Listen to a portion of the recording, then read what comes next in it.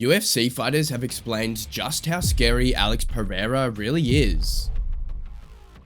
In only 9 UFC fights, Alex Pereira has already solidified his legacy as one of the greatest MMA fighters of all time by winning 2 belts and defeating 5 former UFC champions. Nobody has been able to achieve such heights in UFC's 3-decade-long history.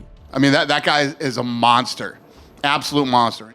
So what does Pereira have that sets him apart from the rest? Well, Pereira's most recent opponent, Jiri Prochazka, thinks Pereira has access to supernatural powers that help him win fights. He's doing these rituals before the fight. Everybody can feel that, what's around him and what's going on.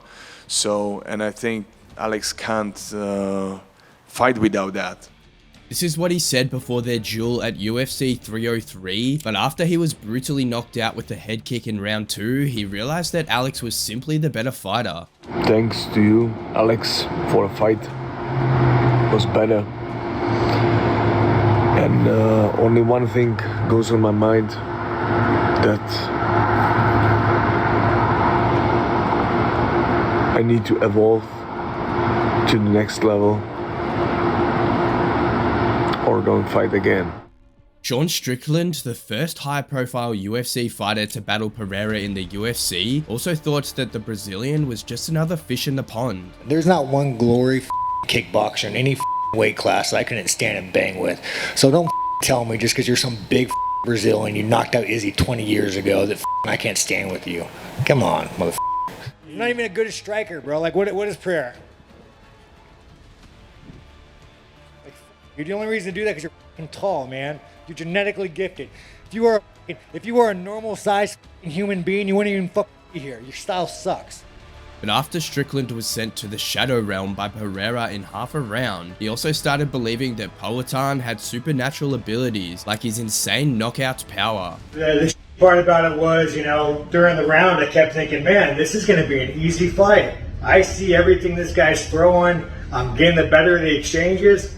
I'm going to beat this guy up for 3 rounds. And then halfway through, I got caught. So hats off to Alex. He's a killer. A few months after their fight, Strickland and Pereira became the best of friends and they even sparred together. Once again, Strickland was super impressed. What we say about Alex is he hits really hard. And when those punches connect, you tend to not know what fucking happened. Like Strickland, Israel Adesanya has also tasted the legendary Poatan power. The first time Izzy tasted that was back in their kickboxing days when he got knocked out cold, and the second time was at their first MMA matchup at UFC 281, ahead of which the last stylebender was buzzing with confidence. I f***ed this guy up in the first fight, not crazy, but the judges gave it to him. Second fight, I had him on skates, and I made a judgment call, an error in my part, and it was a beautiful story for him because in his backyard, down 2 rounds, on the 3rd round he comes and knocks me out. That's a beautiful story for him. Go back to UFC 92, Vanderlei Silva versus Rampage Jackson. That's a clear example of how I see this going the 3rd time. He who laughs last, laughs best, and I'm gonna have the last laugh. In a way, Izzy was right, because not only did Pereira chase him throughout the fight, but he connected with a gigantic left hook late in the 5th round and knocked his arch rival out to pull off a major upset. A few months later, Adesanya exacted revenge by knocking Pereira out cold and then proceeded to shower immense praise on him. Honestly, he's a special fighter. He's a special human being. What he's done in this game, in fighting, and for his life as well. And I'll always respect him, and I'm grateful for those moments because for me, it taught me so much about myself and where I can go. Like Strickland and Adesanya, Jamahal Hill was another dude who talked the talk. You are known for knocking a lot of guys out, so do you see this fight playing out that same way where you're gonna knock out Alex? Yeah, I mean, yeah, 100%. I see myself as superior everywhere. I see myself as a superior striker, as a superior grappler, as a superior clinch worker, as a superior thinker, as everywhere. I'm superior to him in everywhere in this game, and I'm gonna show the levels to that. But Hill failed to walk the walk as he was knocked out by Pereira at UFC 300 right after waving off a supposed accidental low blow. The American is gunning for a rematch, and perhaps he now fully understands how dangerous Pereira is thanks to his ability to constantly evolve. He looked evolved. He looked like he's taking more steps and getting better. He's like as a fighter, which for me, somebody that's looking, that's hungry, that's calling, that's barking for that opportunity to get back in there with them. It excites me to see. Given the praise he's receiving from his elite level opponents, Pereira must be really good. But is he really good, and does he already deserve to be ranked among the greatest fighters of all time? Daniel Cormier believes if Pereira goes up to heavyweight and wins a third belt, he'd definitely be in the GOAT conversation. If Alex can be a guy that wins a third belt, that dude better be in the conversation as the greatest of all time. And hell, he's only got like 11 fights in his entire career. With 2 title defenses already secured at light heavyweight, Pereira wants to move up to heavyweight and challenge the GOAT, John Jones. And given how big the Brazilian is, Cormier thinks he'll have an easy time with the big boys. He can be successful at heavyweight. I think that he can do whatever he wants. Look, man, I'm past betting against Alex Pereira. I'm past saying that he can't do something. I think time and time again, Alex Pereira has proven he can do whatever he wants.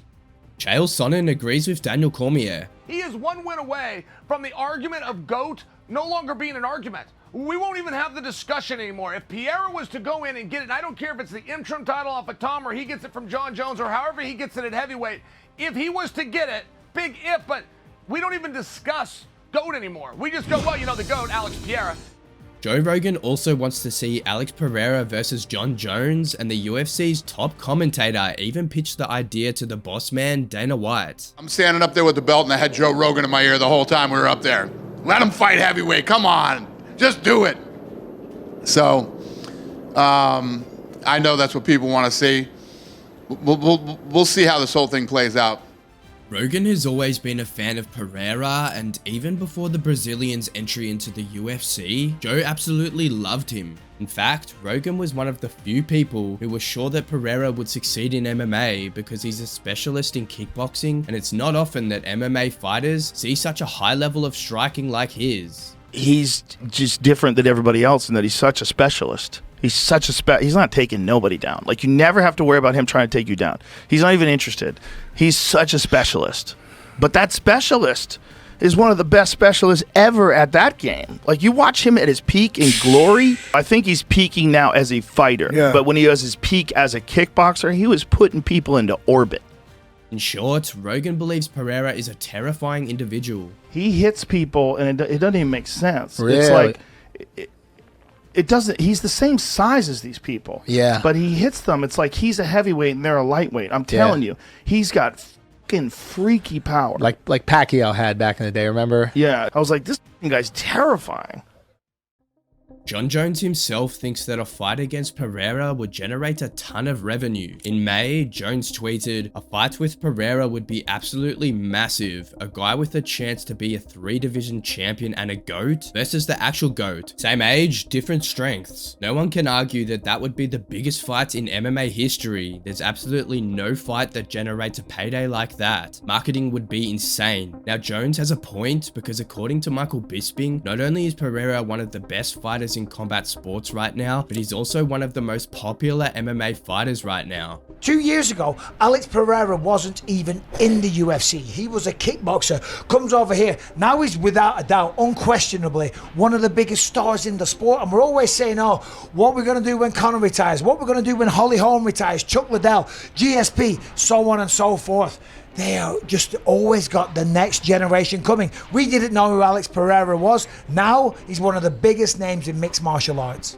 Why is he so popular though? Dean Thomas believes Alex Pereira's popularity is down to the fact that he's a silent killer. He doesn't talk a ton of trash, but when the cage door closes and he starts swinging, he's the deadliest dude on the planet. If Alex were to come out and start talking trash, I don't think the fans would like it now. We'd be like, yo, that's not our guy. Our guy was a silent killer. We like the silent killer. And that's what fighters have to understand.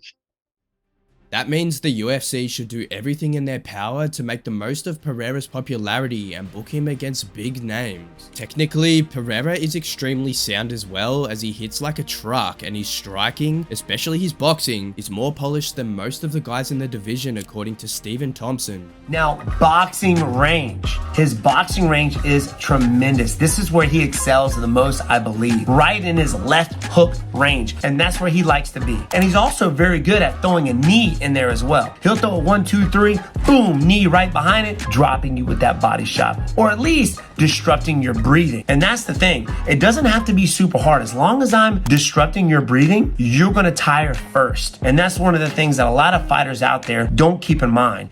Teddy Atlas agrees that Pereira is one of the finest strikers in MMA right now, and there's a special reason for that. This man is different. This man is special with that. Yeah. And listen, I know that everyone's saying how crazy it is. He's basically, it was in the pros. I touched on it early in the opening, but if it was in the pros, we'd be saying the guy's an amateur. The guy didn't even get any experience, and he's doing it. But he did have that kickboxing background, that pedigree, and that is serving him.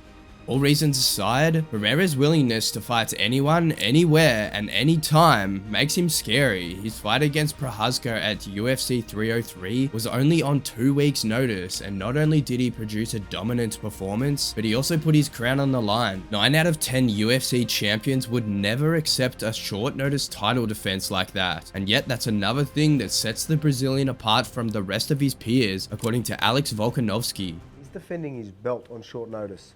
I'm sure he would have got a good paycheck, but it just shows you, you know, what type of guy he is. Again, like, you don't see many champions like this, right? Like, obviously there's a few of us that were just fighting as regularly, defending regularly. There's a couple of us here and there, but, you know, there's some that, you know, and not knocking it, but there's some people, you know, want to choose the right fights, right timing and whatnot. Alex Pereira isn't one of those guys. He's like, oh yeah, cool, all right, sweet, no worries. I'm in Australia, got the news. I'll do a bit of training while I'm on tour, and we'll make it happen. Daniel Cormier has also praised Pereira's willingness to throw down at every given opportunity. Fight so frequently. No champions, guys. Fight as much as this guy, Teddy. When I was the champion, Teddy, I fought once or twice a year. When you go to chase that belt, you'll fight 3 times a year just to get there. Fight once or twice. Once you get it, Alex Pereira does not live by those same rules.